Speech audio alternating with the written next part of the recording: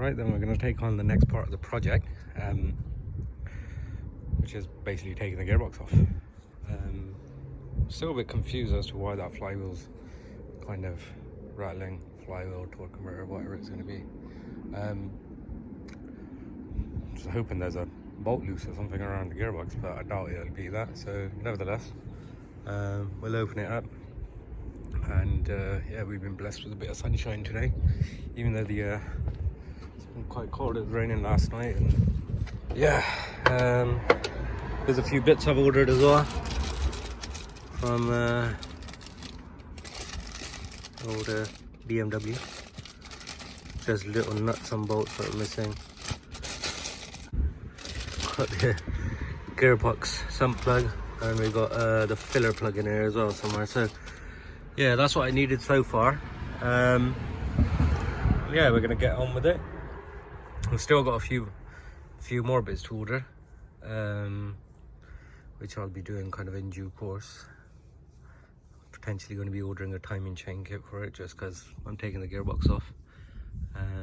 Yeah, anyway, let's get on with the task. So what I'm doing, instead of taking this exhaust kind of rubber mount off, I've just taken the 13mm nut over there off. Makes it much easier. And then that bit there, that well, I've taken off. I've loosened up a couple of bits that are going to stop me from. So there's a 18mm bolt here. There's two actually here. One's an 18, one is a 16, I believe it was. Those two come off, and there's another smaller one there, which is I believe 16 again. Those two come off, and then this will be loose and give you enough space for this exhaust to come out. There's another mount, which is, you can see the exhaust is a lot more easier to move now. There's another mount just like this one here, about halfway down, which I've got to take off. And then there's a 15mm nut at the front, kind of just by the gearbox, which is clamped on, which I'll show you in a sec. But I've got to take that off as well. As a matter of fact, actually, the first thing I've done was I had to loosen up this shield. This here, and it's a bit tight to show you here, but that one there, something doesn't look right? That shield is meant to be over here. But that Torx bit there, which is a T50 Torx bit, is rounded off. So it looks like what somebody's done previously is actually ripped the heat shield off, because obviously that's been rounded off. So I've just literally gone ahead and turned that 180 degrees, left it where it is, because I haven't got anything here right now that I can use to cut it off. Otherwise I'll just cut the bolt off and replace it. But yeah, that's what I've had to do with that. Now coming over here, here's the other bolt just there. I always put things back in, and there's the other two that I mentioned just hanging out. I've got this exhaust mount to take off of the dip, and then what you will see, if you remember in my first initial video, but there's that mount there, and there's one just at the front. I don't know if you can make it out, but there's a bolt holding the exhaust on. So yeah, I'm just going to take all of those off, and yeah, from there we'll be able to remove the exhaust. So next thing I need to do is take the prop shaft off. So I've taken these heat shields off. Just a few. Luckily we still had a couple of 10mm nuts hanging onto them, keeping them up. So those heat shields have come out. The exhaust, obviously, as you can see, is on the floor. There's the back part of it. Now I've got to take the prop shaft off, and I've got these 18mm bolts on there. So there's those ones there. You got these ones here. So I'll be taking those off and replacing those. But obviously, I need to be able to turn the prop shaft as well to be able to take these off. So I've put the car. Well, I've disconnected the gear selector, which is quite easy on this, to be honest. You got this this attached onto here and there. So you got this clip in there first to start with. Prise that out with a screwdriver, goes in there. You got this clipped onto here. Unclip that, and it slides back. You can see this bit is in here. It goes in there like that. Slides back, comes out. Just keep that out of the way. Tuck it away somewhere nice. I don't know where, but there we go. And then yeah, for me, I'm in a bit of a dodgy position with this driveway, to be honest, because I'm at an angle, and you can see, I mean, I've got my axle stands quite high up, but yeah, it's not an ideal position. Right then, so I managed to loosen up the prop shaft. I had to get some WD-40 in there. Both the 18 mils on both sides, so you can see I've loosened them up. I'm just contemplating whether or not I'm going to actually take the gearbox off today, because it is getting quite cold out here right now. I was lucky with the sun for a bit, but working under here is not easy. Very limited for space, and yeah, just thinking probably going to be a bit difficult. I just wanted to show another thing.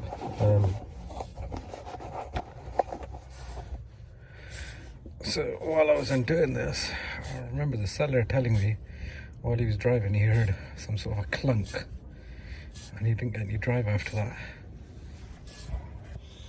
But look at that. There's actually a bolt missing. So I don't know if that's going to cause further issues, or if that's part of the, well, it's going to be part of the issue, obviously. We've got a drivetrain issue, but yeah, just wonder how that helped. Just purely poor workmanship on this. But yeah, and then this bolt itself was actually loose as well. So I wonder if this needs replacing, to be honest. But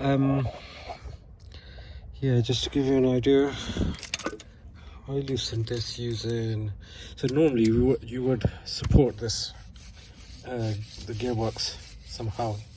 I mean, probably you can support it on this tray. It's probably worth changing that anyway, so if it punctures it goes, that's fine. But you'd support this over here and then remove this mount here, and then you can loosen these nuts from here. 18 mil bolt and 18 mil at the back of that, which I've chucked a spanner in here and loosened up the bolt with a ratchet on this side. Quite tight in there, so yeah, bear that in mind. Still got these two to take off. 13 mil bolts in there. And I got the bearing in place. You got the same at the back, 18 mil on both sides. Loosen that up, prop shaft comes out. Take it out of your way. This mount, well, then we want to go around and got the cooler over here, cooler line over here, which should be quite easy to get to. Just a torque spit. Probably loosen up this pipe as well, actually, from here, just to take it out of the way.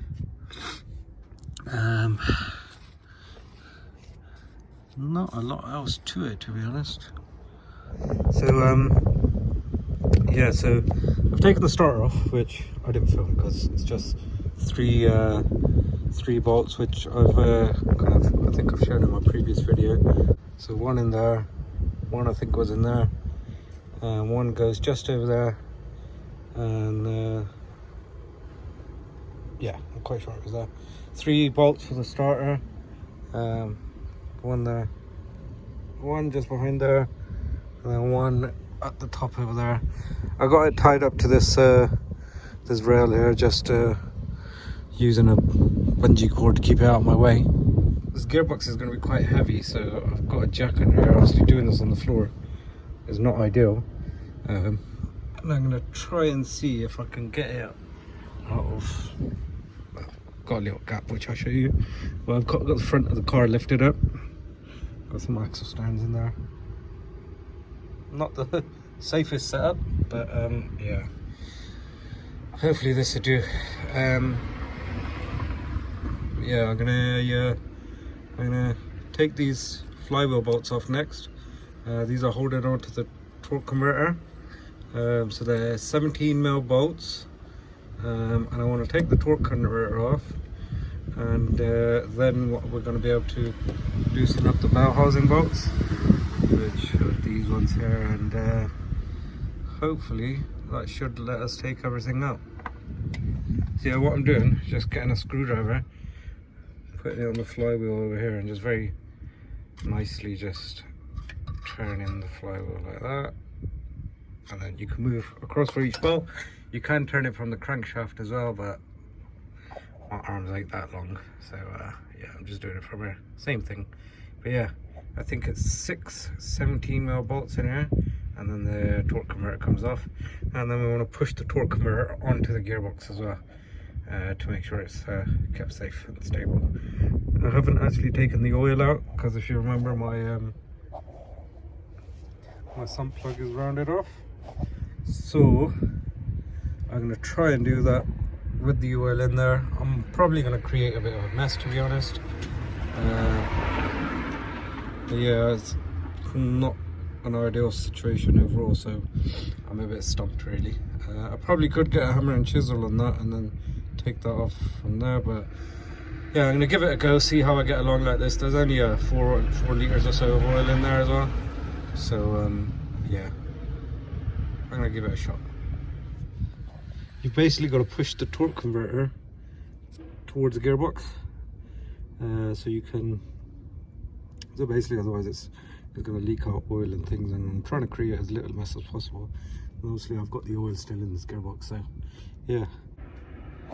So this little plate is on the torque converter, and you can see the teeth for the flywheel there separate it.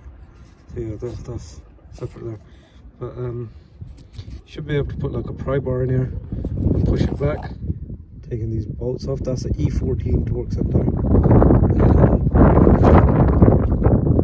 which if I show you, I've taken the extension from there through here all the way through to the back. It's there. It was on there quite tight as well. So there's that one, and there's another one on the other side. There's actually 2 bolts up there. One is probably a little bit further up, I don't know. Yeah, I won't be able to show you from here. You can see it from the back of the gearbox. I believe there's another one up there, kind of towards the center top. And then there's one more on the other side, I believe. That's what I know of anyway at the moment. And we'll see if there's any more. I've also taken this off, tied it up over here. So there was this little reverse Torx over here, which it basically goes into this bit over here like that, through there. It is a bit of an awkward angle. Yeah, so probably better off using like a 1/4" drive socket. And I believe this was an E10. I'd have to double check, but yeah, that was in there like that. And then you had another one over here, so that's where the pipe actually went in. You can see the little slots, and then this bit at the front, you got in there. That's where there was another same size reverse Torx bit bolt, which yeah, I took those 2 off, and then you got these 2 little seals here, O-rings, so just be wary of those. But I prized it out, putting a screwdriver in here, just kind of pulled it apart, and yeah, that let me take it out. Yeah, now we're on to trying to take off the other bolts. So we've finally managed to get this gearbox off. You can't probably tell, but it's a lot more easier to move now. Got a slight little gap coming from the belt housing there, you can see.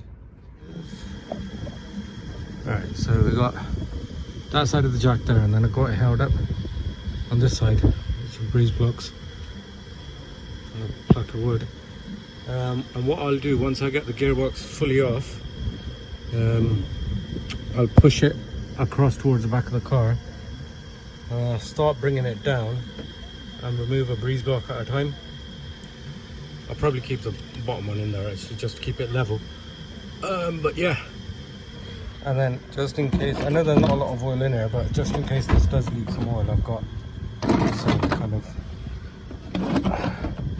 catch any oil in, because I would reuse that gearbox oil because it's going to be clean, and as long as it's got no shavings in there. Yeah, right, let's take a look. Well, that was a hell of a job. Managed to get it down in the end. Breeze blocks are out. And yeah, got it quite level. And I think I've got some stones or something stuck under the jack as well, so yeah, this thing's bloody heavy.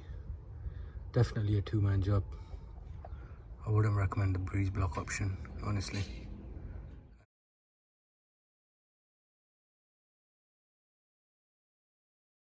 What is it? Yeah, you can see that is totally chewed up. I'll show you how to take it off actually. Bolt extractor kit. And it was an 11mm socket. On there. So yeah, that literally went in, and I had to hammer it on using the extension and what have you, and that's the only way that was coming off. I couldn't even get a spanner to fit in there. So but with that, to be fair, it came off, I mean, within reason, quite easily. So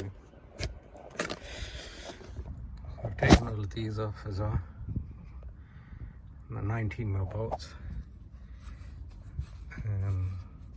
Obviously right now I'm not going to, but I had something in there because I'm taking the flywheel off right now. But there's that little kind of hole in there where I just stuck an Allen key bit in there to keep it in place while I was removing these bolts. But you do get a bit with the timing chain tool as well, which just comes in from the other side to keep this in place for when you are kind of working on it. But when you're doing the timing chain, you want to leave a mark somewhere on the crank to show where the crank position is. I'm going to redo all of that at the end because right now I'm just focused on this. So I've managed to figure out the issue here. The flywheel, or the flex plate as it's called, is actually bent. So you can see this is the flex plate at different points. I've spun it around and you can see it's closer to the block at certain points than others. So that shows that it's obviously bent and out of place. Is obviously to get to the timing chain, we have to take the sump off. Now, generally people are dropping the subframe to do this. However, I've done some research. I think we may have found a way. So firstly, I've taken the taken out the anti-roll bar, so which is just loosen it from here. This is the anti-roll bar and bolt, and it kind of wiggles its way through, and got these nuts in here to hold on the anti-roll bar. I believe they were 13s. I can't remember exactly, but the anti-roll bar sits in there, one in there. Got one just over here. And yeah, then the anti-roll bar comes out, and then this bit here, the power steering rack. I've just loosened the reverse torques over here. There's one over there, one over there, and just push the rack forward, and it comes out of its space. And then that allows me to get to all of these reverse torques. To give you an idea, obviously you'll have to move it back and forth a little bit, but of this side over here. Some needs a good damn clean. You can get to it obviously from here as well. Move this rock out the way. And yeah, you can essentially shift this back and forth and do that from there. So yeah, we've got the sump pretty much off, all the bolts are out. You can see it's pretty much loose now, but it is getting stuck on the subframe just here. It's only a few millimeters I need, a few centimeters I need just to get that piece out there. I can't really think of another way to get it out. It's getting stuck on the subframe just over there. These E12, I think it is. One is just there. You can see that one's loose. And then you got this one here, which was very stiff. I feel like it's potentially cross-threaded or something, or just not in there right. It wasn't. Yeah, it's very stiff to come out. Don't know if that's just how they are, but yeah, it didn't feel right. Nevertheless, yeah. So what I'm going to do next is, now this is a bit risky. Probably won't recommend this to anyone else, but I'm going to stick a piece of wood just over here. Where am I looking? Yeah, just over there on the where it mounts onto the block, because I want to lift this bit over here, and I'm not going to put too much pressure on it, just enough to get it up essentially. Right, finally managed to get it off. I actually ended up putting the block and the jack on this side, so just on this mount instead, just over here. Just because I lifted it as far as I could on this side and on the other side, and yeah, it almost got there, but I just needed that much more clearance. So yeah, I switched sides over to this side. I have left a little wooden block in here, just still lifting that mount ever so slightly, just because I didn't know. It's such a tight fitment that yeah, I wasn't sure, so I wanted to get as much height as I could. If I had a bigger block, I'd probably do that, but right, yeah, so just taking a look around it, I could see something in the pickup pipe here.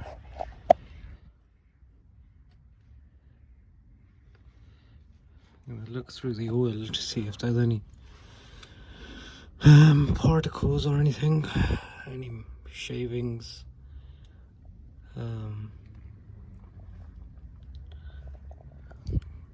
The engine itself, the bottom end anyway, overall looks alright. Well, here's what the sump looks like.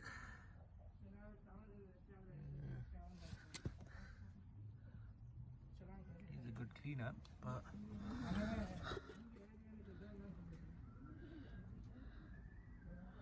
can't see any kind of metal bits or anything in there, so that's good. The engine's not cuckoo yet anyway. We're on to the top of the engine at the moment. What I'm going to do is ideally take this fuel rail off. You can see I've loosened one bolt here. Well, I'll tell you what I've done in order, to be honest. So I've taken the support bar that comes up through here off. This was a E14 Torx, I think. Yeah, this was an E14 reverse Torx just over here, and then an E18 in the middle over there, and this bar was the one on top of those two. That gives me a bit more room. I've taken obviously the kind of housing that was on here, the plastic covers that hold the pollen filter and things. They're just a few 8mm bolts or screws really. And yeah, I've taken a couple of bits off on this as well. So what I want to do is ideally, so like this fuel rail over here, take this off and take off the injectors and loosen the little bits and bobs around it. So yeah, just whatever I need to do to be able to take all of this off. These will come off, to move these out of the way. few plugs and things. Yeah, so this is what we do. Just give ourselves some space. So I've gone ahead taken one of the injectors out. I've loosened the rest up as well. Sorry about the clicking, my battery's dying on this. But yeah, I've loosened up the so here's a fuel line. You can see it's because the battery the way it is right now. It's trying to inject fuel into the car, thinking it's about to start, but little does it know, it's a very long way away. So anyway, with this clip here, it's like a two-stage clip. You push it up about halfway, and then you have to use something to pry this apart. So I was sticking a long nose plier in there and just pulling it apart and then pushing it up the rest of the way.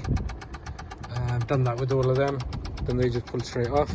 I loosened up these with a spanner and on the rail side,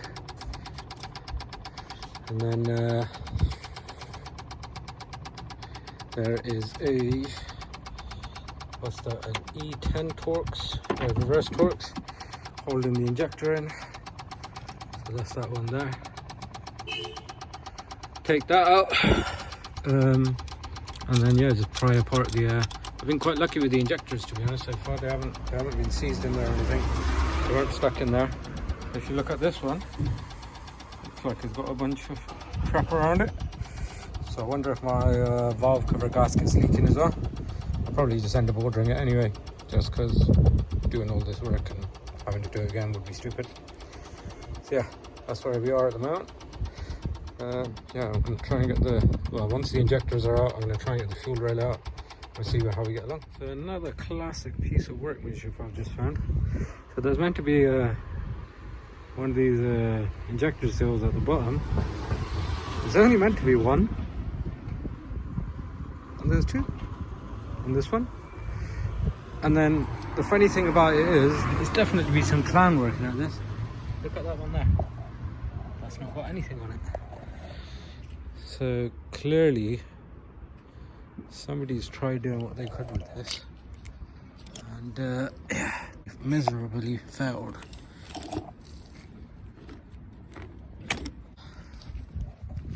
Probably just end up ordering new ones of those as well, to be honest. But I'm quite sure these injectors are coded as well, so I'm numbering them using some nail polish, but as long as it works. So we got the rocker cover off. It was quite tough getting it off with these fuel lines here, but I had to actually snap a bit off, so it's not my normal way of doing things, but I'm going to end up replacing the rocker cover anyway. But at the time I just couldn't be bothered to take the inlet manifold off as well. So yeah, I've got a new rocker cover on order, and yeah, we'll be replacing that. So yeah, I'm going to go ahead and take off the inlet manifold. So just to show you as well, the glow plug wiring. If you can see that there is that's the wiring for the glow plug there, which is dodgy, so I'm going to replace that wiring as well, replace that loom. I've got this rag just covering the all the ports, so yeah, I don't drop anything in there. But yeah, let me take off the inlet manifold and then we'll do the next bit from there.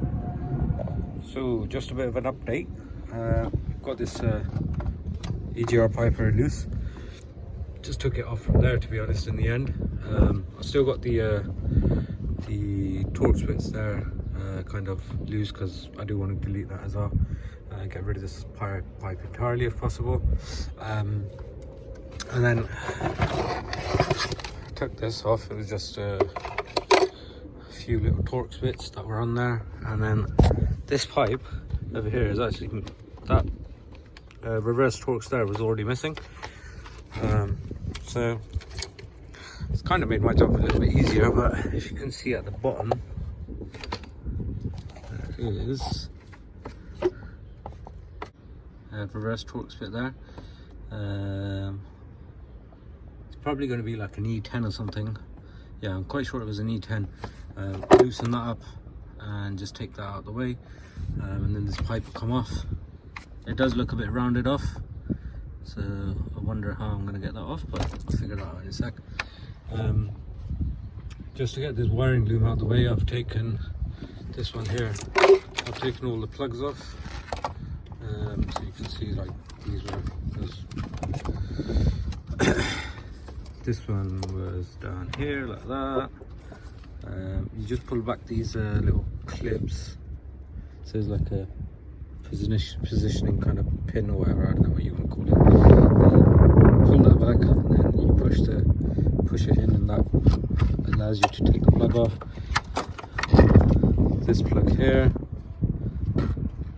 that one's come off. Of these, there's a couple that were on the intake pipe. So yeah, just the various plugs around the car. Take those off. I already had these ones disconnected from over here. I'll take those off. I'm going to take this wire off. It's alive there. Take that off and just move the entire wire loom out my way. So it's just easier to get to the inlet manifold then. The inlet manifold itself, you've got these 10mm bolts in there. So there's that one, there's a couple. That one was already missing again. There's one over there, and 1, 2, 3. Oh yeah, there's one. So this cover is held on by reverse torque screws, these tiny ones over here. I think it was like an E7 or E6 something.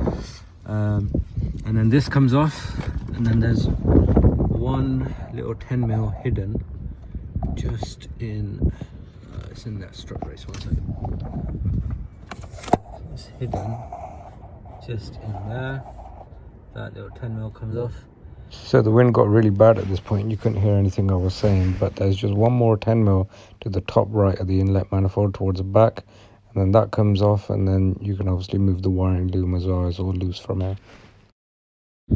Now once I've got that done, you can see I can wiggle this already, and you have to just wiggle it out essentially. They are quite stiff in there. It does take a bit of movement, but yeah, that's basically the inlet manifold coming off then. So the intake manifold's off. That's what we're looking at for carbon buildup. Give that a nice little clean where I can.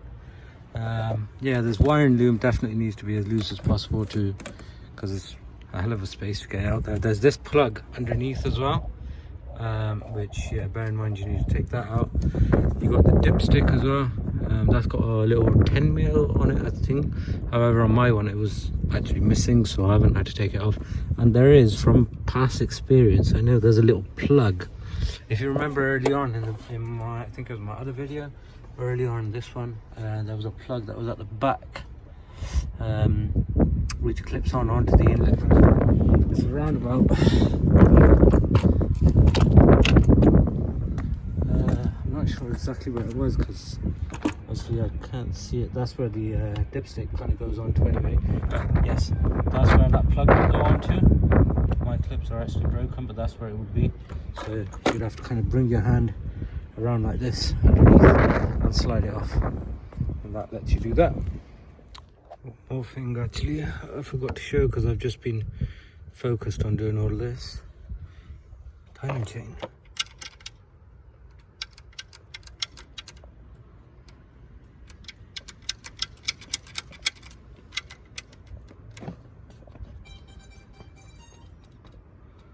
Yeah.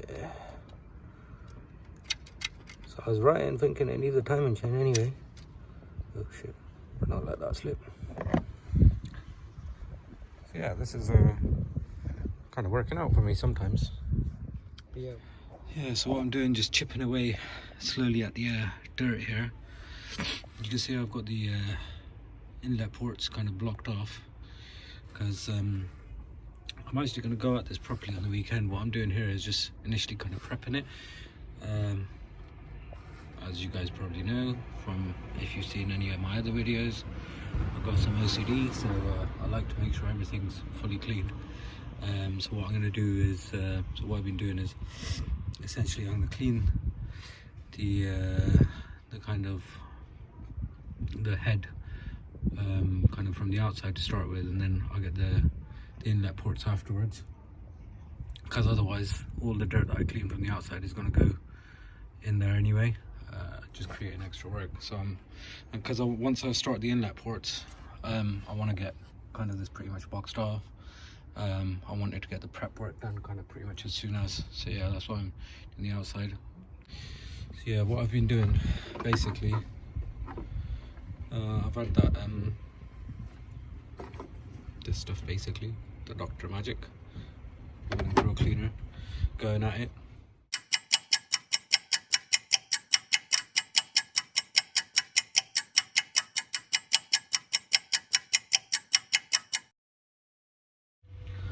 Yeah, I've let that sit on there for a little bit to break off the major parts of the dirt, and then I've just wiped it away using a cloth and scraped it away using a screwdriver or a brush. So the brushes I've ordered, they look like this when they arrived. This the one that I've got, and this is actually the biggest one that they do in there. But yeah, yeah, that's kind of down the drain. Anyways, so what I've done at the moment is, so with the intake ports, what you're going to want to do is obviously make sure your valves are closed, so there's nothing going into the engine itself. And the way you want to do that is these lobes over here, so these cam lobes, these ones here, if you see from here, those ones, there's a bit of a point on them. There's those ones, and these ones are probably a bit better to take a look at. So you can see they're a bit pointed there. When those are down, they open up the valves. So there's like a spring-loaded mechanism for those in there. They'll press down on the valves, and those will open up, and that's what lets, you know, air come through and go into the engine. So you don't obviously want any of this stuff, nor your carbon, or, you know, potentially if you drop something, you don't want any of that going in there. So what we're doing is going ahead and making sure those are closed, and at one time there should only be one set of valves that are pressed down if you've got it positioned right, which for me is this one at the moment. So what I've done is gone ahead and I've sprayed this degreaser in every other port, and yeah, I'm letting that sit in there, and I'm just working my way across. So this one I've already started, but let's look at what we've got going on already. So actually, if we look at this one, so this is one that I haven't started yet, obviously. So you can see that's what it looks like. Here's the other side to it. Yeah, that's what they started out like. And then with the rest of them, I've gone ahead, sprayed my degreaser in there. You can see it's bubbling away, and there you go. If you look at the bottom there, you can see there's some liquid or foam, you know, stuff built up there. That's what you want to avoid. You want to stop that from going in, and you can probably still see some of this stuff fizzing away. It's been sitting in there for about 10 minutes now.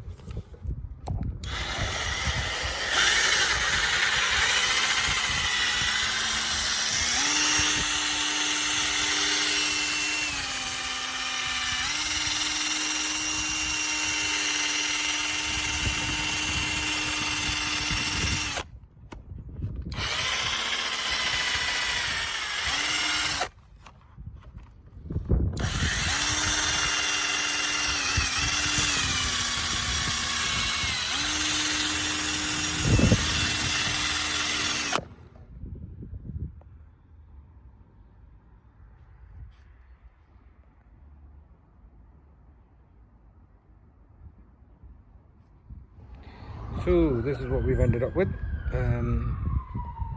Surface is a bit dirty again, so I'll have to give that another clean, which was obviously expected. But essentially, yeah, I'll show you the inside of the inlet ports. But what I did want to mention is what I did find worked better was cleaning.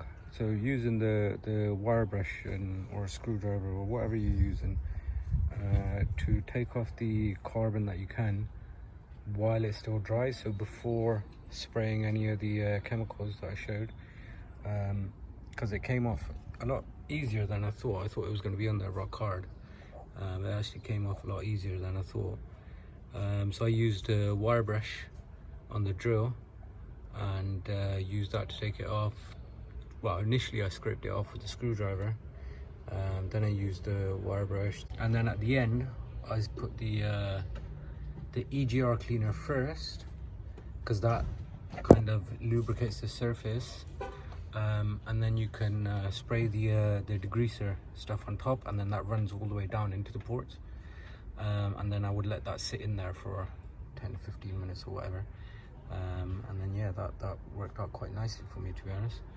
So yeah, now let's show you kind of what I've got. It's not perfect, I mean, not as good as you might probably get with a walnut blast, but essentially that's where we are with it. So it's a lot better than where we were. I am still considering giving this a little walnut blast. This one you can see is still wet. Oh yeah. So that one there. There's still bits of carbon in there, which, I mean, without doing it, I mean, at home, this is probably about as best as you're going to get it. If anybody's got any other tips or anything that they can give, I'm all ears. But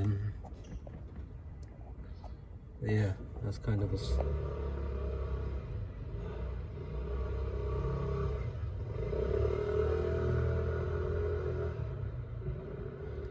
that's kind of as best as I could get it, to be honest, which I'm not fully satisfied with in one way, but then I know I was never going to get it 100%. I wonder if anybody, just thinking if it's worth me calling somebody over who has a walnut blasting machine, and they could just kind of get rid of all of this for us. And these were the ones that I focused on the most, because yeah, these were quite bad. And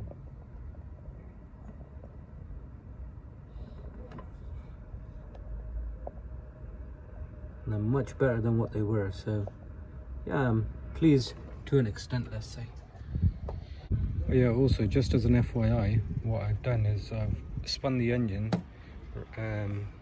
so it's now got the valves down on cam on cylinder number 1. You should be able to see that in there.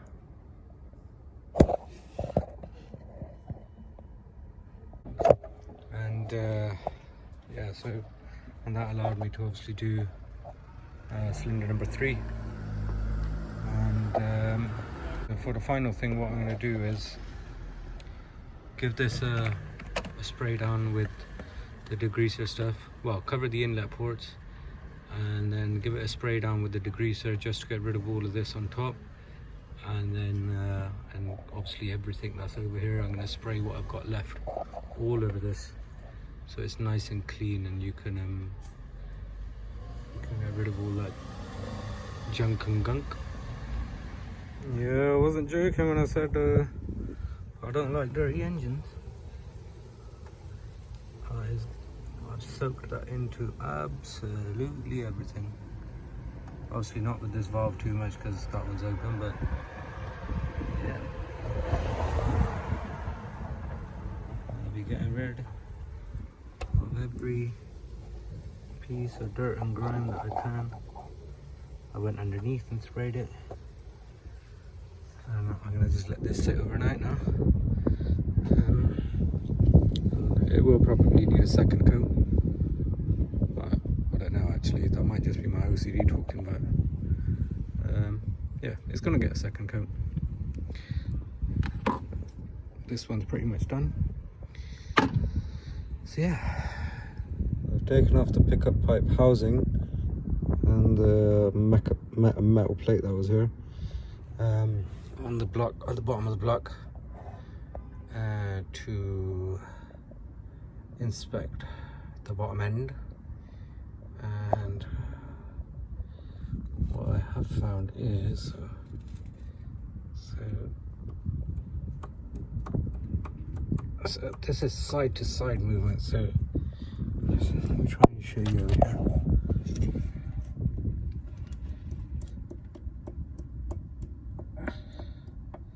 So that is side to side movement, but not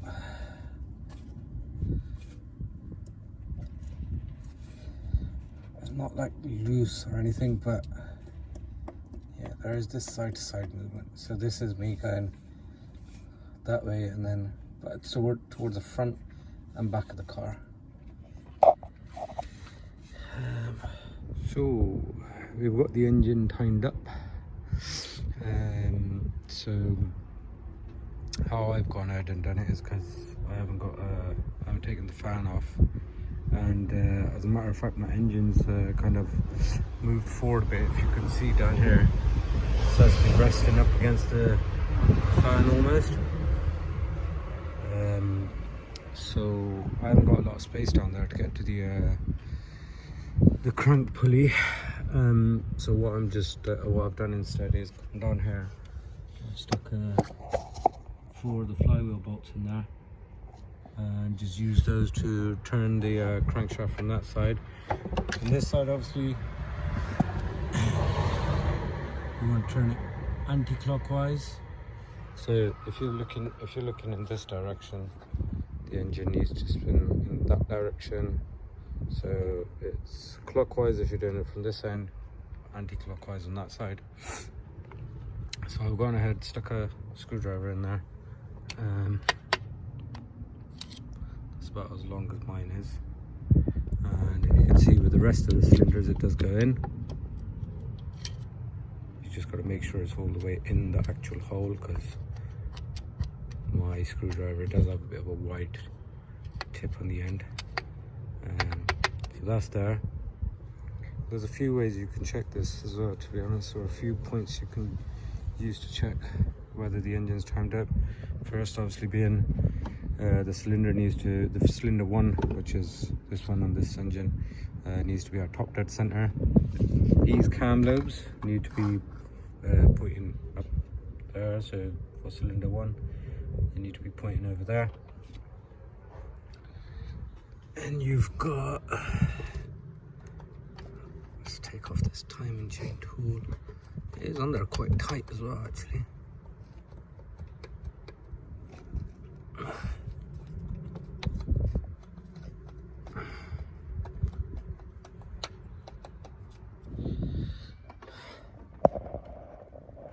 Right, and then you can see those 3 little markings.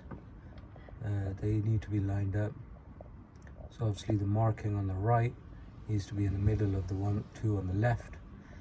And then yeah, that's your cams positioned up.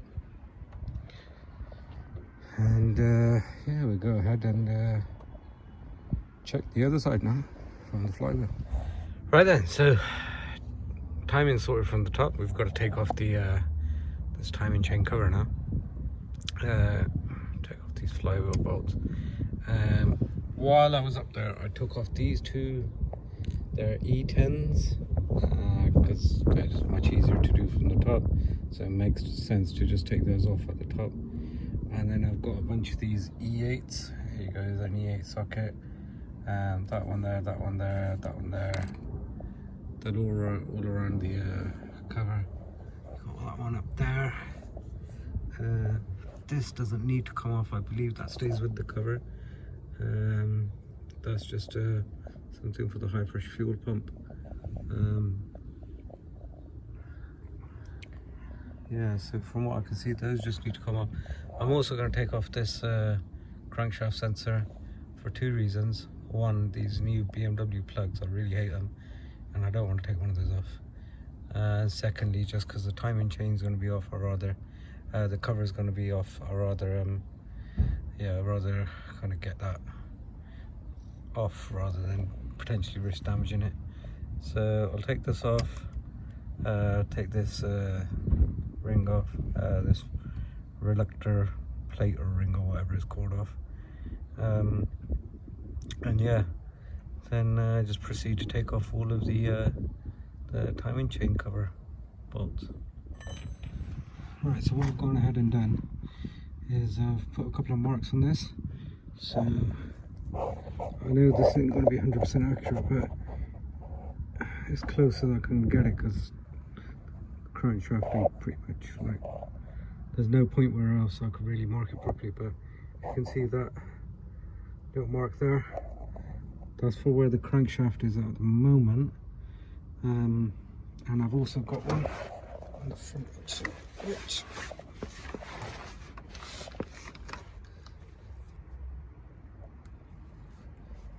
there you go, there's one there. There's one more that I've put just over there. So there's like, I've put like 3 marks on this because I'm not sure exactly what's out of line here, but when you put this tool on, it's meant to line up, this tool is meant to line up with that hole. As you can see, it's not 100% accurate. Now I feel like this tool is probably not quite as it should be, so I think that's potentially where my issue is. But nevertheless, I'm going to move it around once I've taken off the chains, just to kind of see and get an idea if the crank is slightly out of line, because the camshafts are obviously in their correct place, and that should be as well, and the crank, which means the crank should be as well. For some reason it's not all lining up, so I'm going to have a little play around with it, just try and see if I can line it up a bit better. Now how I'm going to go around and taking this all apart is literally just work my way up. So take off this pulley first, which is for the oil pump. This is a reverse thread, so to loosen it you have to twist it clockwise, so to the right, and then this chain will come off, which these chains do look decent enough. Still that top chain's quite loose. Yeah, so we take this chain off, then the middle bits, the guides there, and then the top one, and then reassemble it in reverse, or somewhere along those lines. Yeah. So chains are off. This is what they look like. There's no real difference between the oil pump and the fuel pump chain, but the camshaft one, you can see they're both pretty much lined up the same, and yeah, there's a bit of a difference. And if I hold them up, if you see when I've got them held up, so I'm going to try and do this, you can see they're pretty much almost together there, and that's the amount of flex in them, which even if I turn it around, yeah, you can tell that's, yeah. So to be honest, the camshaft chain is probably the main one, and now I know there is a repair option just for the camshaft chain, where you get the chain with one of the, well, basically the chain's like this, but one of the links is not in there, and then you have to wrap around the chain around the cam and the fuel pump pulley, and then you got to crimp them together somehow. I've not tried that, I've not seen it being done myself, but I am aware there is an option to do so. You can get the chain direct from BMW, So yeah. Anyway, time to put these back on. So, I've taken apart the oil filter here because I wanted to make sure there was no damage to the engine. First time I'm doing a project like this, let's say. So yeah, just as a final check, I just want to see if there's anything in the oil filter, which there's no kind of, we'd be looking for some kind of metal particles, which I can't see any. And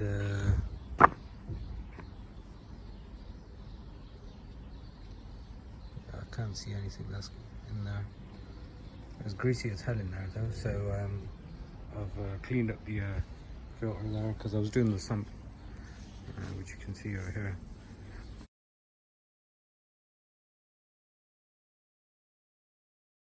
Right then, so I've got the new kit on. I've torqued it all up. I've replaced this bolt as well because apparently these could come loose. So what I've actually gone ahead and done is put some thread locker in there, and also then torqued it up with a new bolt. New pulleys are on there, and I've just done 4 revolutions of the engine. So from this side it's anti-clockwise from here, and to check my timing points, I've gone ahead kind of line this tool up, even though this doesn't line up 100%. I've used it as a guide. So my initial indication, the reason you do 4 revolutions, by the way, is because this comes back up in time over here. So that's where that's meant to be. That line there is kind of meant to be in line with this point just over here. Yeah, so in line with that thing over there.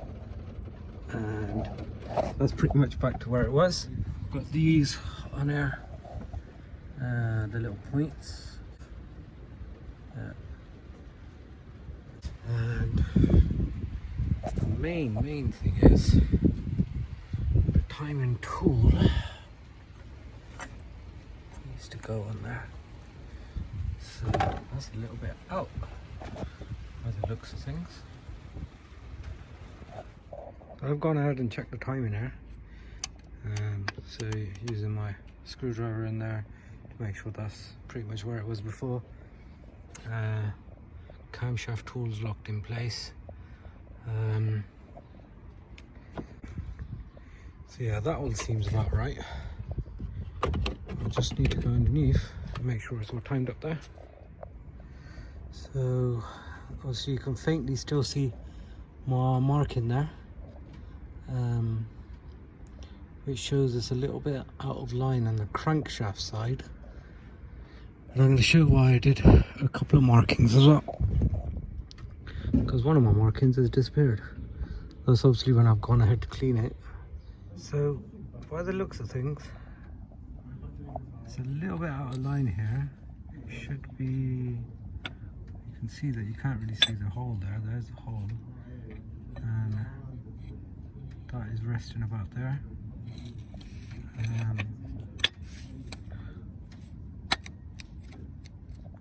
Now we know the tool's not exactly amazing as well, but I did have a couple of pointers on the crank itself. So you got that one there.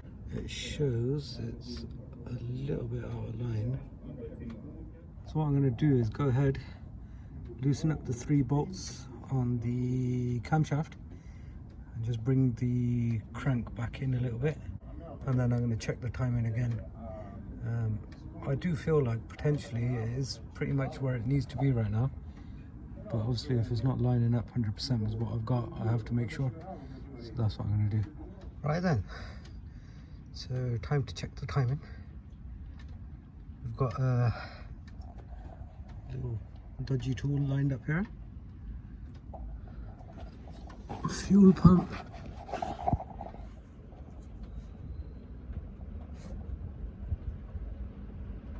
pretty much in line.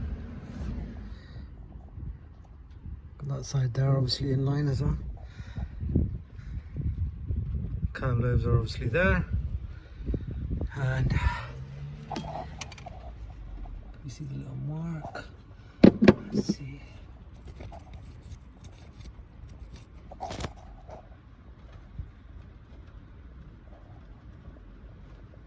Yeah, I've got the little mark there as well. Oh, this is looking promising. Let's see if it slots in. Oh, look at that. That is beautiful. Do you know what? This time it just slotted right in.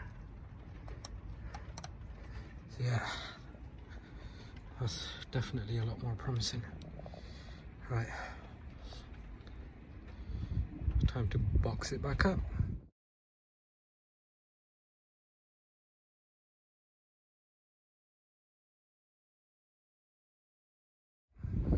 Around these this little groove that goes all the way around, got this indent there. You want to get some sort of a sealant in there. This is what I'm using. I've used this before and it says good for oil and what have you, up to 250 degrees.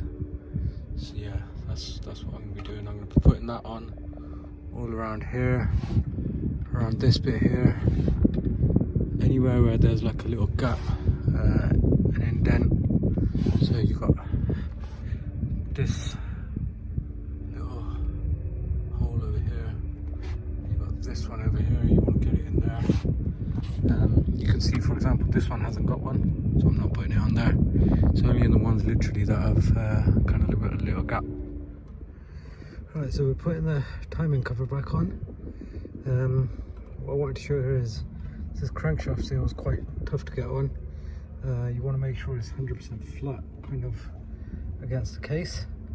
And then obviously to get it on here, there is a little tool, like a little cup thing that goes on top, and then you can use that, but obviously I don't have that. So what I'm doing is getting the bottom off part of the seal in, and then I've got this little trim remover tool to just push in around very gently, because you don't want to damage that seal and end up doing this whole job again. Yeah, it's probably worth getting that crankshaft sensor in there as well now. So then, on to the sort of final leg of the journey, putting this all back together.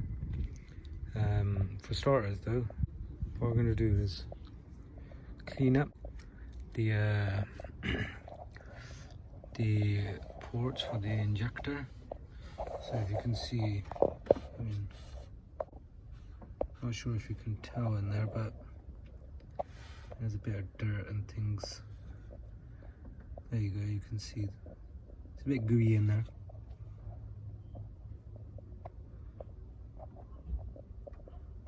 Yeah. So yeah, what I'm going to do is clean those out using, I've got like a rag here, so I'll put a screwdriver onto that, clean out any excess dirt using that, and then give it a kind of a fine clean using this brush. So just going in there like that and then cleaning it up. And then we got some EGR cleaner, but obviously I don't want to end up bloody hydrolocking the engine, so I'm only going to be using that like a minimal amount. And then also we want to clean the top of this.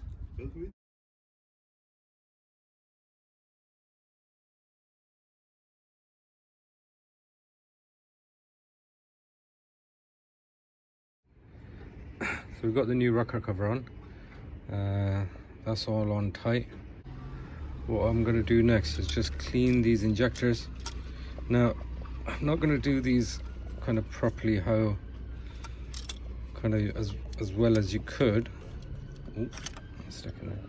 Just literally going to clean the tips up. Just yeah, keep it nice and easy. Just clean enough to kind of put back in essentially. They're the reason I've put them all in, because once I start cleaning it, I've numbered them here, so that's number 1. But that's obviously probably going to come off. So these injectors are obviously coded, so I don't want to kind of put the wrong injector in anywhere. So I'm going to clean all of that up, and then that'll be this side of the engine basically sorted. And then we're quite close to starting it, to be honest. The oil I've put in as well, and on this, so I actually used while the sump was off, I took the opportunity to clean up the camshafts a little bit, so I sprayed like EGR cleaner or brake cleaner over them, and they would have been quite dry as a result of that. So I poured the oil kind of over the cams, if that makes sense. So obviously, bearing in mind these ports are there for the injectors, I kind of put the cloth that I had over those, and then kind of poured oil over the cams themselves, so to kind of give them some lubrication for the first start. And yeah, that was like, I'll probably put about 3 liters in there. Yeah, so that'll be helpful for the first start. And now, yeah, we'll go ahead and start cleaning up the injectors. So the proper way of doing these would be, you would loosen up this kind of nut on the end, and then take that off, and then you can see there's little bits of carbon in there, and that you just kind of clean out the insides of it, and that's all there is to it, to be honest. But I've actually got plans to potentially kind of open this up again, just because I want to do some extra work to it. And if that is the case, then obviously I'll do this at a later stage. But yeah, right now I kind of want to get the car back together just to see kind of what else, if anything else, it does need doing, and then I can do all the jobs kind of all together. Right now I'm more interested in getting it kind of running, and then you know, see it if it drives, or kind of if there's any other issues that I need to focus on. So yeah, that's why I'm just kind of cleaning up the outsides of it, just because, you know, I don't want the ports to kind of get dirtier than they are. But yeah, essentially that's what I'm going to do for now. Well, that was much easier to put on than it was to bloody take it apart. So yeah, I've cleaned these injectors up, and there was nothing special to show on that. I literally just cleaned them up with some brake fluid and wire brush, cleaned up the tips, kind of blasted them away, kind of just wiped them down. One thing I did want to say here, I've got this new rocker cover here. I won't lie, it's one direct from China. It fits, but as with anything that's going to be cheap, and I bought this, I literally went for the cheapest one that I could find for a reason. One, I always like to try and test out kind of different suppliers to try and hopefully find one decent one at some point. I know at some point I'm going to end up replacing this again. The genuine rocker covers, they're like 300 and odd pound, and a lot of the time you'll find there's not much difference between a genuine and an aftermarket one. It's just the name on there. So now this supplier isn't 100%. I mean, the rocker cover itself is fine, but there's like little things. So like this hasn't got a proper thread in there, or for you to be able to screw one in. Same with these ones here, you can see. I mean, I didn't want to leave them loose, but I've kind of plastic welded those in there, just so they can kind of hold this railing. That one's not even all the way in, so I've still got to do that one. Although it is getting tighter. Yeah, I'll have to figure that out. On here, on the edge, there was some sort of brass fittings on the genuine one in there, where you could thread it in. On these ones it's just plastic. Now on the flip side though, here the bolt, you can actually tighten it up, so you can put it in there. So what I done was just used my ratchet there just to kind of tighten it up and put it in and thread it in.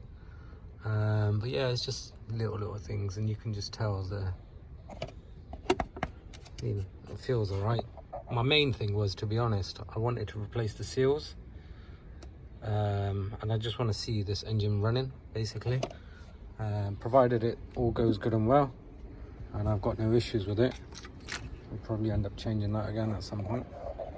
But for now, yeah, I just needed to get it kind of going. But I do want to get all this cleaned up. So I've got the new loom for the glow plugs as well. I'm going to give this area one final clean down, and from there, following that, that's when I'll put it all back together and give it a start.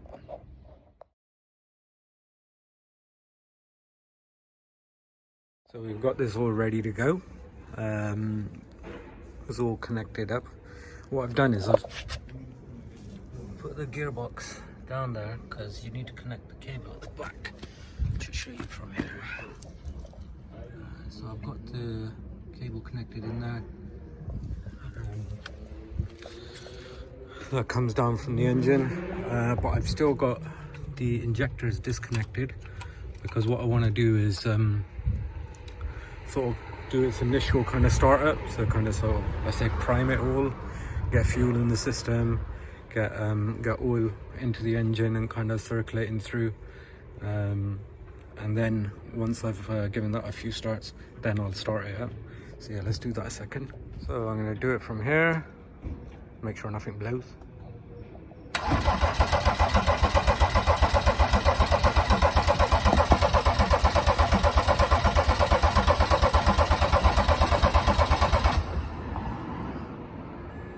Done that. Let's put the injectors back on. So injectors all wired up. I don't know if you can see those there, but they're in their plugs now anyway. You know where those are.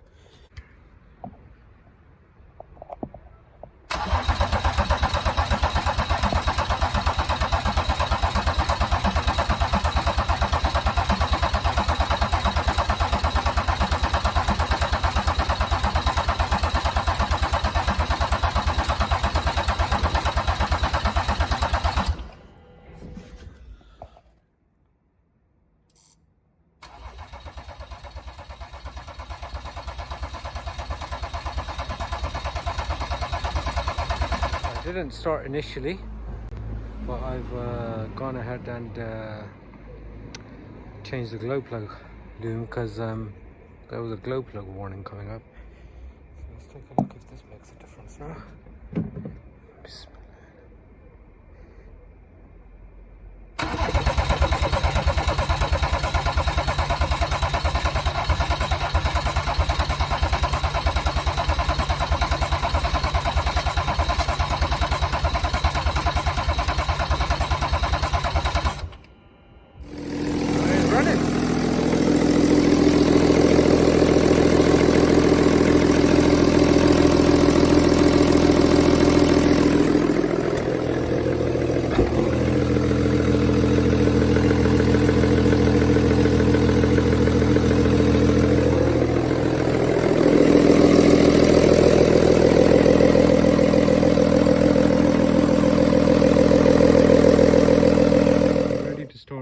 Taking a look at the gearbox. So first off, what I've got to do is get the oil out of this, which obviously this is rounded off, so I'm gonna try and find a way to take that off. Then we got these Torx bolts to take out. Torque converters over there already out of it, so yeah, I flipped over on it to its side. I'm going to try and drain as much of this oil into this current, which is probably going to be easier said than done, the angle that we're at. But yeah, I'm going to see what I can do. So we got the pan off. Allen key bolt was an absolute nightmare. We got it off. Just taking apart this, taking off the valve body now. So pull this out, and this sort of mech sleeve comes out. It was in there quite stiff. To kind of tap it out a little bit, and then we want to loosen up these torque splits. They're T40s, so there's two types in there. There's a T27, these smaller ones. Those actually hold the valve body together, and then these T40s will actually hold it in place. So you got these three on the side, and those three I've taken out. Then you got this one here, this one here, this one here. Basically all the big ones. That one, that one, that one. You got this one here, there, there. So yeah, take those off, and that should let us take that out. Right then. So valve body's all off. So what I'm going to do is, this seal needs to get changed. These four need to get changed. And it's best to use genuine ZF stuff. Just because, yeah, don't want to mess about with this. One thing I will say, while this is here, don't play around with the selector like I did, because there's that little pin in there which ended up coming out, and yeah, that was a bit annoying to get back in. It's my own fault because I like playing around with stuff and trying to figure out how it all works, which is what I was doing here. But yeah, and also I was gonna open this up. I don't know if anybody can tell me anything about the clutch packs or anything from here.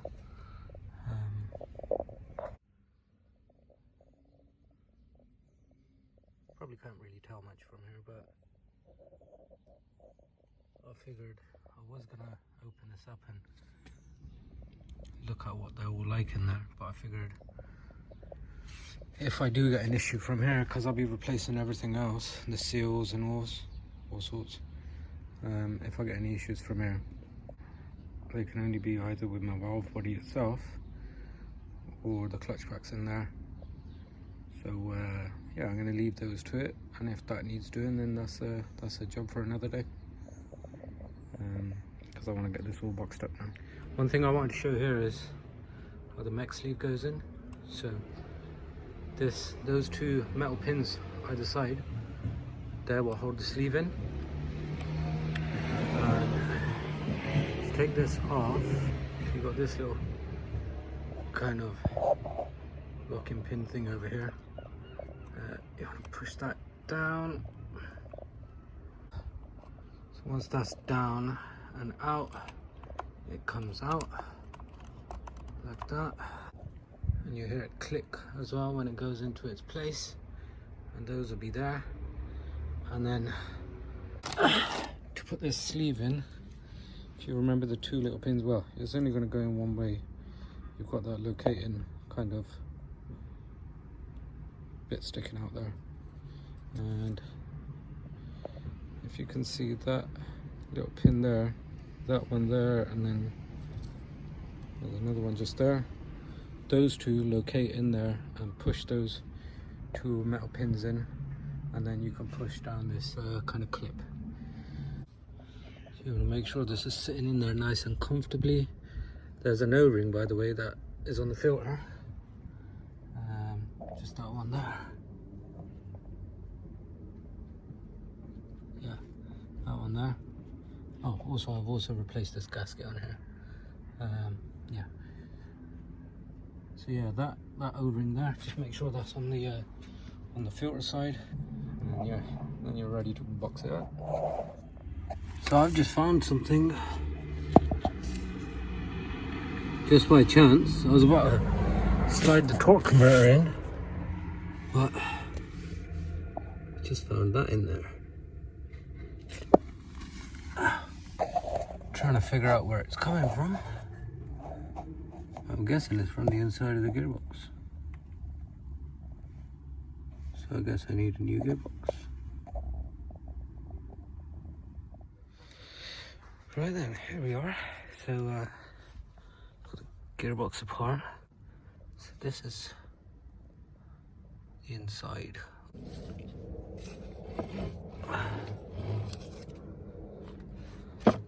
There's a front pump. So I couldn't see anything in the gearbox that was an issue. So I've taken off my front pump here to kind of figure it out. So yeah, I'm gonna take this apart and try and figure out what's going on inside. Hopefully I get away with just having to replace this rather than a brand new gearbox. Right, so we've got these bolts out, T30 Torx bits. So I've marked this plate up on this side, and I've put a couple of marks on the other side as well, just so I can make sure this kind of goes back as it should. And then yeah, we're going to leave a couple of these in here, and then what we're going to do is just lightly tap on them with a hammer, so we can get the pump kind of detached. So yeah, I'm just going to give that a light tap, and then the front bit should come out. Right then, so that came out quite fairly easily, and now we can see what the issue is. So you can see I've marked it again, even though this ain't going to go back, but I just wanted to make sure I put it back together how it's meant to be. I haven't taken it apart yet, but you can see that piece there looks broken by the looks of things, and then this bit over here is what's broken off. So I managed to sort of figure out what the issue was. Still kind of figuring it all out, but if you look at this, it keeps getting stuck. If you can hear that knocking, I always trap my finger in there.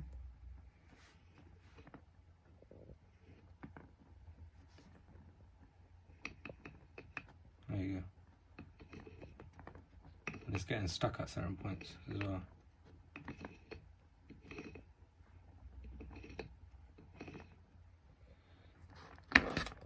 I guess maybe, I wonder if this was overheated at some point and it's become kind of disfigured, it's bent out of place, and as a result it's gone ahead and just totally been deformed.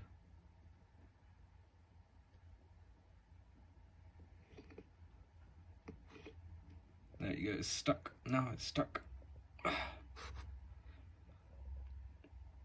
And then that's resulted in that section over there breaking off. Fantastic. So we're on to the next bit of this. Got myself another gearbox. Luckily I found one local.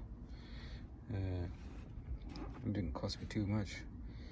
My options were either get the front pump repaired, which would have started from about 300 quid, or I picked up this whole gearbox for 300 quid.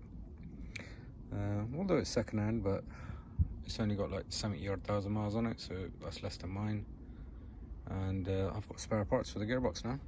So right, I've swapped over everything that I had, like the new mech sleeve and all the little bits that I changed on this gearbox. I've put those in there, which I haven't obviously filmed because it's just straightforward. Main thing that I wanted to show here is with this, this is what's coded to the car. This is what controls the gearbox, so it's like your brain box. So we need to swap this one onto my new gearbox. So to be able to do that, there's 6 bolts, I believe that comes out. I had to do this on the old one first. So here we go, just to show you. So you've got these 2 here, there's 2 over there, and then you've got these 2 over here. So that's a total of 6. And then these 2 dowels, obviously that's what make it, they keep it a bit kind of stiff in there, so that might give you a bit of a job trying to take those out. You just got to be very careful. I held it kind of like this onto the valve body, and then I pushed down over here somewhere with my thumb. Ooh. It was over here somewhere, and then I was pushing down on this bit as well, ever so slightly, because honestly I did not want to risk breaking anything here. So this one with the dowel in it, and that one to the left of it, or depending which way you're looking. These 2 here, you've got one of those little dowels there as well. And then I think it's these two over here. So I'm gonna get those out and just ever so slightly take it out. And then just be careful with this kind of plunger thing. It doesn't slide out or you don't lose it or anything. Oh yeah, and then the other thing, this, just be careful with it. Might catch on to something. But yeah, T27 torque splits, and that'll come out for you. So here's a little tightening sequence that I found for the valve body. Yeah, just use this to tighten it up. So here's a new flywheel. Well, it's not actually brand new. I managed to find this one with only, I think it was 18,000 miles on there. So yeah, that's good enough, close enough to new. Replace these bolts as advised. They've got thread locker on them, so I put that in. One thing I will say about this flywheel as well, so if you look at the part number just there, mine shows 05 on the end. The original one, it had 02 on the end, so apparently these work, and it does work because I've started it up and it's had no issues. So yeah, we're fine in that sense. These bolts have been replaced as recommended. They've got thread locker on them, so 120 newton meters on those. Put that in, and now the gearbox is essentially ready to go on. I'm going to take the starter off, not tonight, but yeah, tomorrow morning. The starter I'll take off, put the gearbox in, and this is how I've organized the bolts. So this is from left to right. So if you're looking at the back, starting from here and then working your way across all around, it's left to right. I've counted nine bolts. The top two, so that one just over there and this one just over here, they're both the same, which is this shorter one, these two shorter ones. One of these is brand new. This is the brand new one. This is the one that was the head was all stripped off, so I've replaced that. So we're ready here with the torque converter to go in. I've put some fresh oil in that. I literally only took like 100 centiliters, if that, so nothing at all. I was struggling to get all the old oil out, to be honest. I've had it upside down, and whatever the kind of mechanism in there is, it doesn't allow the oil to come out quite easily. So nevertheless, I've got rid of what I could and put some fresh oil in there. Main thing is having oil in there so it's not running dry when it starts up. And then I've put some grease on the sort of crank side where the torque converter is going to go in, just some light film of copper grease. On this side, on the gearbox itself, I've put some of the gearbox oil as well. So literally I just dip my finger in the bottle just here and put and kind of rub that on there. I don't know if you can see it kind of glistening on there, but yeah, you just want a little bit on there. Again, same sort of thing. Make sure it's lubricated. You don't want grease on that side though, definitely. And then I've got the bolts here. So these three on the left go, they start up on sort of, that's these ones here. So 1, 2, and then 3. You can see the hole is smaller than the other ones as well. And then there's these two middle ones over here. They go at the top. So up that hole there, and then there's one just over there. Which I'm trying to show, but yeah, it's just over there. And then you got 4 remaining. So there's 1, 2 on that side, and then you got 1, 2 over here. That's where the dowel pin goes in as well. I've also got to take the starter off because obviously I started the car to be able to run it. And then yeah, perfect. Once we've done that, we're ready to go. So this is the point where I went and replaced the gearbox sump because I was jacking up the gearbox at certain points on the sump tray. So just in case it got broken or damaged or anything, I didn't want to do it until then. And obviously you can see the floor I'm working on is not exactly the cleanest, so just to kind of keep contamination to a minimal. But yeah, you can see the actual tightening sequence here is not the correct one, because there's 24 bolts on this. But essentially the method is you start from one of the middle bolts and you just kind of work in sort of a crisscross fashion, on opposite ends of the tray. And yeah, just using that you'll be able to tighten it all up. Okay, so I've got this pump here, literally there like that, filling in the fluid into the gearbox. So yeah, that's working out well enough for me. This pump's a lot cheaper than the other ones that were available. This was like 15 quid, the rest were like 70. So I suppose for the odd job they're quite good. The only issue is, as you can see, it's a bit more difficult to manage, but it does the job. It's working out alright. So I filled a litre in there just now, got a few more to go, and then we're ready to start it up. So we've got it all fired up, running okay at the moment.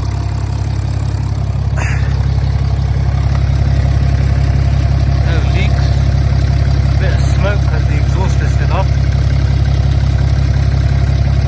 Just waiting for the gearbox to warm up now. Right, so we've got that all sorted. We need to top up the final bit of the oil on this now. So for that, it needs to be between 30 and 50 degrees, or most people say at 40 degrees, just as an average, I suppose. But also it needs to be the gearbox needs to be on a level surface.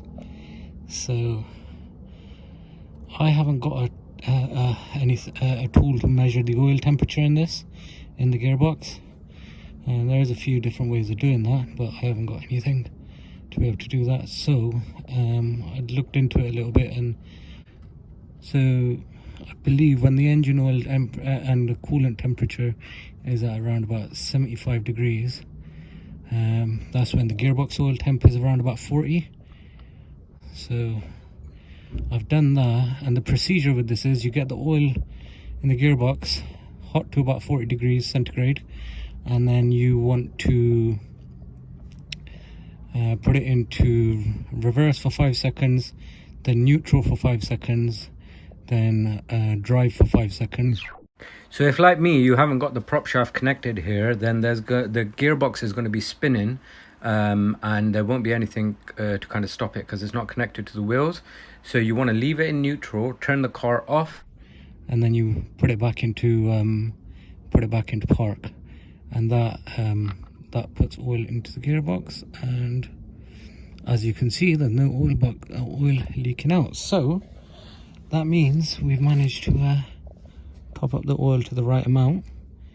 And what we want to do next is fill up the last, I believe it's going to take probably about 3 litres or so of oil. And both times when you're topping up the oil in this, you want to top it up to the point where oil actually starts dripping out of there. Or, you know, once oil starts coming out, that means the gearbox it's at its kind of capacity essentially. So yeah, that's what I'm going to go ahead and do, and then we're ready to put on the prop shaft. That's what we're talking about, the good stuff. Alright, this shit's expensive, so I'll get this box off. Right, so as we can see, it's running fine. A bit loud because of the exhaust still being off. All I've got to do is take it for a test drive. There's a bit of water out here because I've done an EGR delete as well. That was something I've done off camera. Well, just not as part of the video. I've made a separate video for that. And apart from that, yeah, it's all it's got left now is the prop shaft and the exhaust to go back on. Gearbox oil is all topped up, and we'll take it for a test drive. Not tonight though. kind of enjoying the beefy sound coming out from the exhaust. So it needs a good bloody clean. So yeah, that's what needs to happen next. Alright then guys, so here we are, the project's finally coming to an end.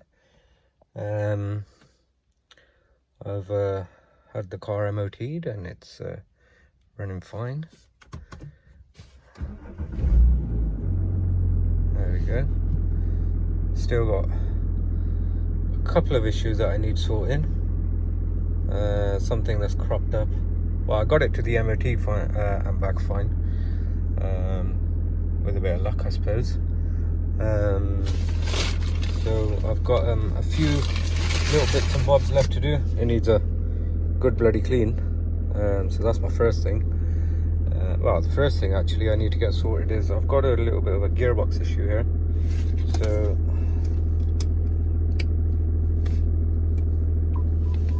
it goes into gear, but you can see that's meant to be a neutral now.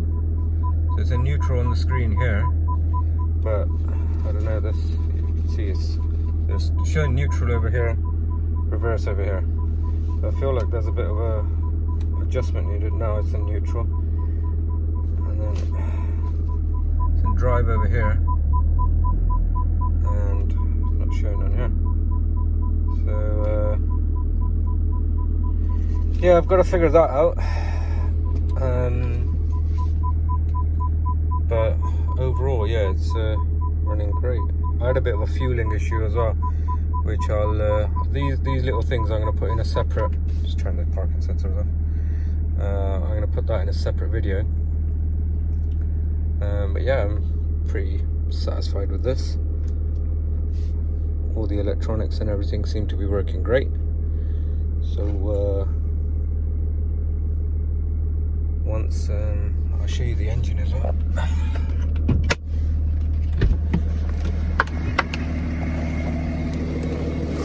Just need to put this back on. The little holder for these. This engine cover has got one of the little rubber grommets missing.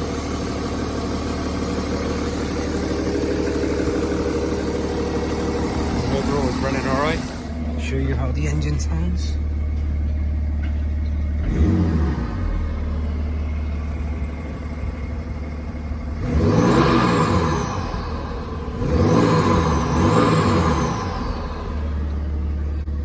That filter does make a nice whooshing sound, don't it? So yeah, quite pleased with that, to be honest, overall. Yeah, we'll sort out the other few issues. Yeah, thanks for watching. I hope it's helped people. If you want to take this project on, it can be done with a few complications. But I'll put some more videos up for the rest of the stuff, and yeah, hope this helps.